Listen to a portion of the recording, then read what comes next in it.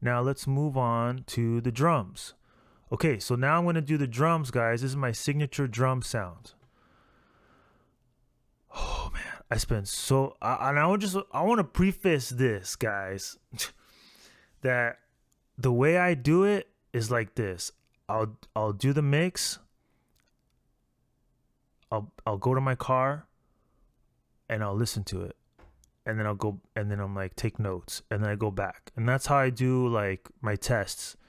Cuz my car, I actually replaced all the speakers in the car to give it like really good speakers. I got ribbon tweeters.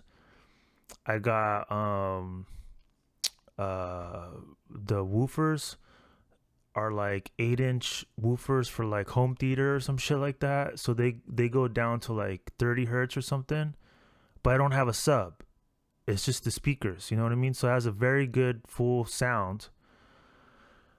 And I don't have an amp, crazy amp like that. It's just like stock, but like really good quality speakers that I put in myself, like hand selected, that kind of match my setup here, because now I upgraded my speakers from the KRK5s to the Atom Audio 7s. So I got 7-inch Atom Audio with the ribbon tweeters. So it kind of matches the car. And I have a subwoofer in here that you can't see. It's down there. So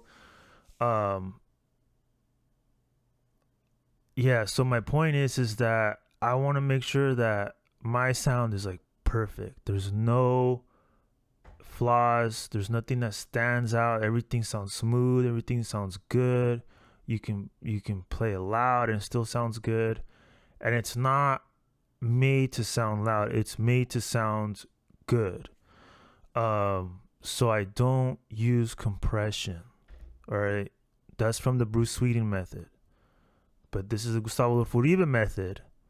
So I'm using a hybrid digital setup. And I master it with this stuff. I have a gear that's getting upgraded right now, and I'll show you a video later down the road when I get it back, because I got it upgraded, the components in the compressor. And it's VCA 2 that I changed the tubes, but it broke. So then I sent it, and now it's getting all the fucking shit gutted and replaced with new transformers and everything. And I'm gonna get it back. And I only used that because I was getting the tube sound. I wasn't using it for the actual compression. It was just like the final shit to the master. But anyways, the point of what I'm trying to say is I don't use compression.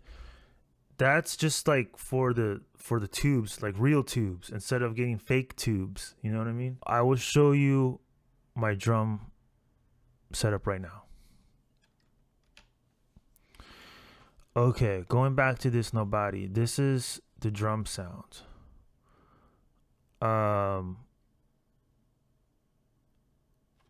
It's an API. This is my template now. I have specific settings, specific hold on a second. Yeah, specific settings. What this does is it gives a little bit of roll off. This is gonna give it boost at the 75. So that kick is gonna kick in the car with this boost. This gives it a nice little extra, and this gives a little sizzle, and then the output is high to 6.2. And that shit's gonna make those drums just pop, like fucking pop. Then I got another roll off right here, just to make sure the sub isn't too crazy. And then I got this J37, just factory default. Oops, what the hell? Right here, factory default. So it's just very mild settings, but it gives it a tape emulation. So what that does is it softens it up a little bit, so it makes it sound really good. And then on the actual kick, it depends with the kick, but I have this let's see, where is that shit? Bass kick right here. This is my template that I have from the Write It song that I did, and then this, I know this is like pretty good, but depending on the kick I'll have to adjust it, so that's why it looks like this. But the reason this has such a high shelf right here is because it really articulates the kick, and that's my signature sound. I want the kick articulated, versus like Dr. Dre, he will probably roll that off and you'll just hear the thump of the kick, but I want to hear the attack of the kick. I want to hear it articulate, kind of like my drums kind of sound like if I were to describe them, like Queen, from the rock band Queen, like Another One Bites the Dust, Another One Bites the Dust, kind of like a rock drums, and they just fly, and it just in your face. So with a lot of experimentation, I have Neve, I got plugin, and I heard it in real life, and that one's really good. But the API, man, it has a sound that I like, that matches my sound that I'm trying to go for. So that's what I do. You may have to EQ some stuff, but I try to do less as much as possible. So I will show you with the drums. This is a Waves plugin, by the way. So you can buy this like for $30 or something like that, or $20. So it's best thing you could buy. Okay. And I will play the drums just regular. So that's the drums just regular. Now I'm gonna hit it with the API. Woo! Just sizzles. Take off that kick. Now with the tape. So that those drums just fly. They just fly. So you can hear it. So that's how it sounds. And then let's go back to, and then I'll show you the bass. I'll just show you the bass while I'm here. This is how I do the bass. Let's see. I'll do an API. Wait, hold on. Oh, I put the J37 before. That's kind of, I usually put it after the API, but I don't know why I did that different. I probably just forgot, to be honest. Okay, then I have this API. This is my settings for bass resonant. You could check out my settings. Then I have a roll off with a little bit of extra 1K here. So my basses, I like them articulated. If you notice on my sound, I don't like a lot of sub.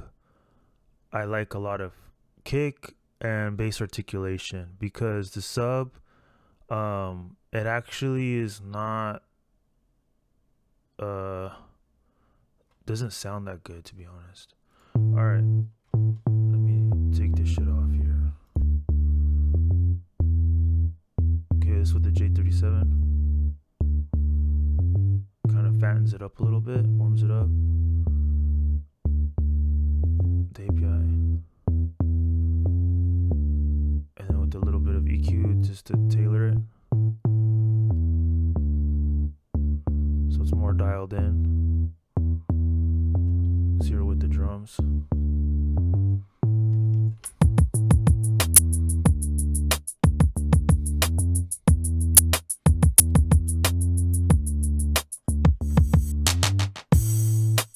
So that gives you a little taste. So that's basically it. On other songs where I have a delay, if you listen to some of my other songs, I'll do where is it? Replica. And I have a specific setting, and then that will give it some sauce.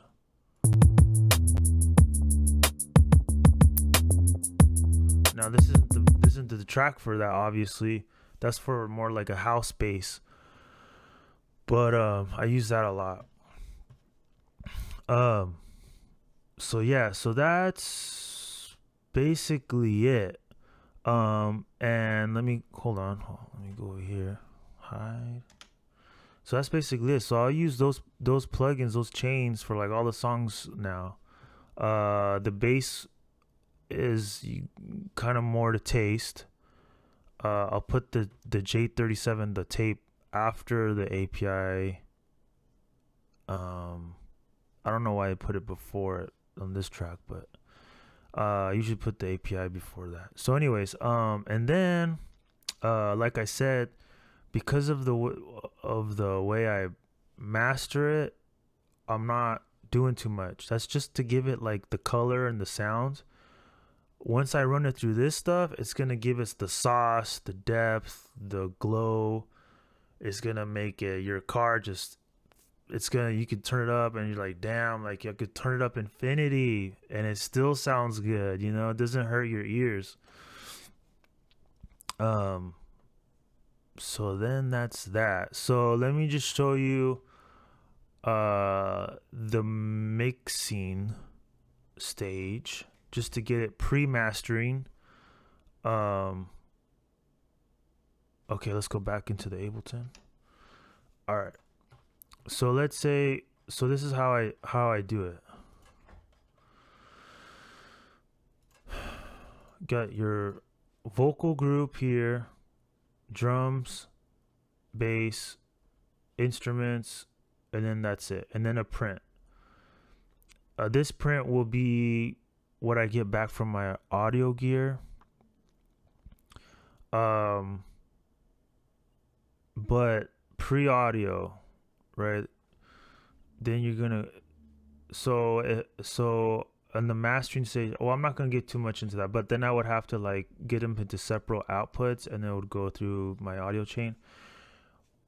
But let's say pre-mastering, right? Just to mix it. As you can tell, I have everything till the very last drop. I want you to holler when you want me to stop. And who can love you like me? Nobody. And who can sex you like me? Nobody. And who can treat you like me? Nobody. So it shouldn't be clipping, but it's like I try to do it right under the clipping, so kind of like as loud as possible. And that's yeah, so that's how I try to do it. So that helps me when I'm mixing. I don't have to worry about gain staging or la chingada. It's just like, do the drums hit as much as possible? Yes, then put everything around that, you know, put the vocals, everything is as loud as I can get it without clipping. Cool. And again, let me go back to instruments. For this particular song, everything was centered because there was such few instruments, but usually just move some around to get them away from the vocals. And then if I add a reverb, it's gonna be this RC48. I'm gonna find something, and then I will do a roll off for certain instruments. And then it's not, I don't even do that much, you know. I don't even EQ them except like a roll off, or if I really need to. So that's how easy I do it. It's very simple, very simple. And Let me go back to here. And the reason, the way I do it like that is because, like I said, it's going to go through here. So when I do it under, as loud as possible, no clipping, when it gets through here, it comes back and it's like sass, you know? Versus doing it like medium low or whatever. Because I used to, like, when I was learning this way back, I would have the levels really low because I was gonna go take it to a mastering place, right? But because I'm doing my own mastering, everything I do is like specific to my process and I know what I'm doing, right? So when I pump everything up below clipping and it goes through here, it's like it has a level to it. And then I'll test it on Audacity and I'll make sure that, you know, no clipping or whatever. I can show you hold on. Hold on. Give you an example. Just so you can see.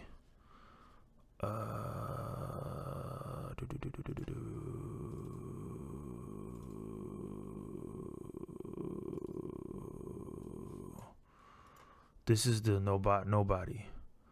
So there was just maybe 1 or 2 or 3 clips or whatever, because that's like as good as I could get it. There was some like issues that I had where I was just like, all right, you know what, fuck it, you know. But ideally, this one was like fucking perfect. But like I said, this one, it was just like, fuck it.